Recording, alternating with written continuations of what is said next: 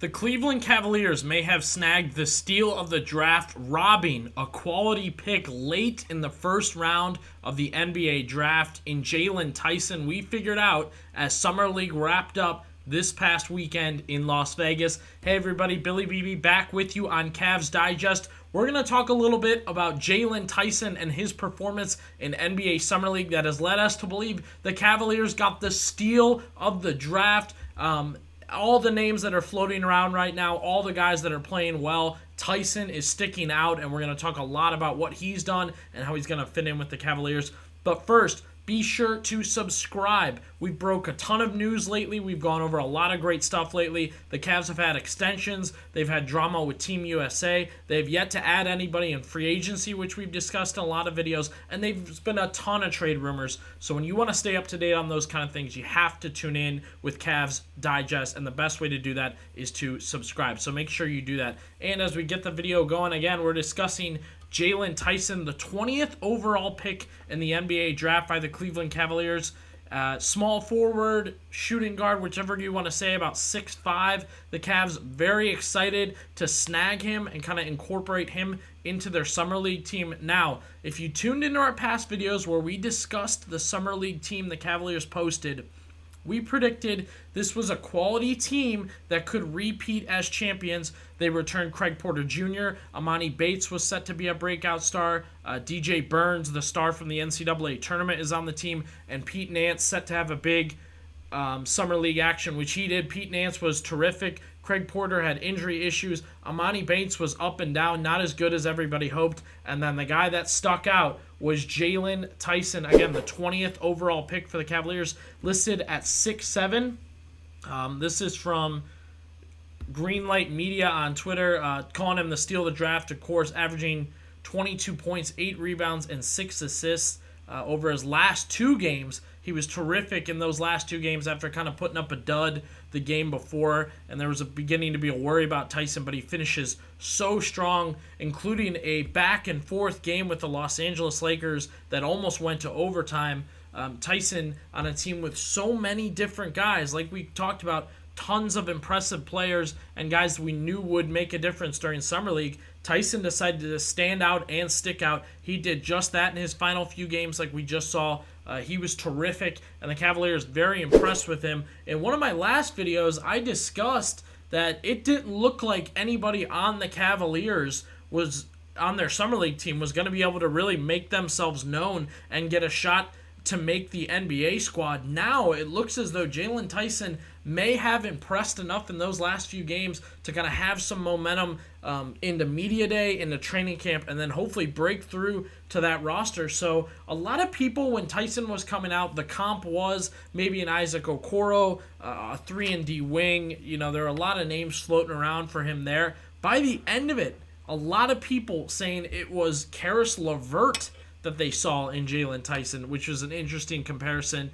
A volume shooter, a heat check shooter, not a guy that has great numbers from beyond the arc from 3, but a guy that when he's shooting, he'll keep going, he'll keep taking shots, and he's talked with Chris Fedor multiple times about how he's prided himself for years on shooting the ball over and over, especially in high school. He knew the best way to be great was shoot that thing. That's what he talked about. If you say he's not a shooter, he's going to deny it because he feels like since high school, that's what he's done is shoot the ball. Summer League, he got that opportunity. Now, when we're talking again about Jalen Tyson, the draft pick, when we went over it, at Cal, he got a ton of touches. The ball was in his hand constantly. He had a lot of trouble. He transferred twice at his first 2 schools.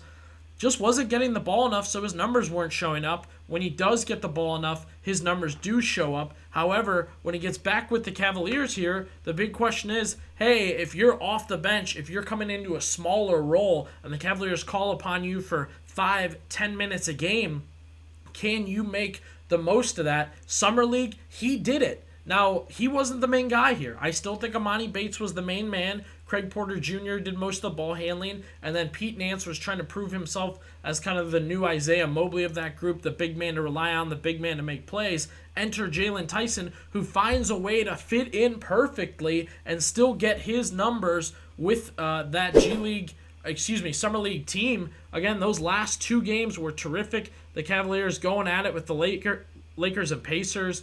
You see him averaging over 22 points per game. He's rebounding, he's passing, and as we said before, when Tyson has the ball in his hands, he can make things happen. He can distribute, he can rebound, he can move the ball around. And this was the 20th overall pick by the Cavs.